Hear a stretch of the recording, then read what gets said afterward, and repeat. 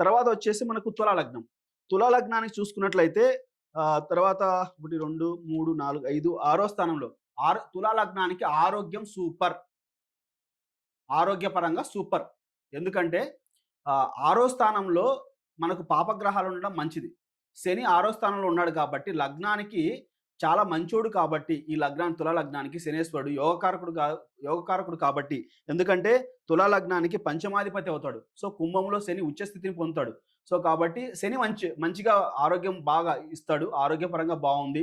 లగ్నాధిపతి కూడా ఆరో స్థానంలో ఇదొక్కటి చూసుకోవాలి. లగ్నాధిపతి ఆరో స్థానంలో ఉన్నాడు. సో లగ్నాధిపతి 6లో ఉండడం అనేది అంత మంచిది కాదు. కానీ శని అక్కడ ఉన్నాడు కాబట్టి అది కొంచెం బెటర్‌గా ఇస్తది శనితో కలిసినప్పుడు.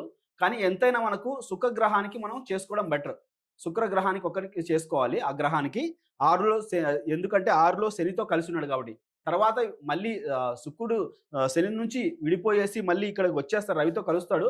బట్ ఏందంటే ఒక 41 డేస్ మాత్రం శుక్రగ్రహాన్ని మనం పూజ చేసుకోవాలి. ఆరోగ్యం పరంగా బాగుండాలంటే.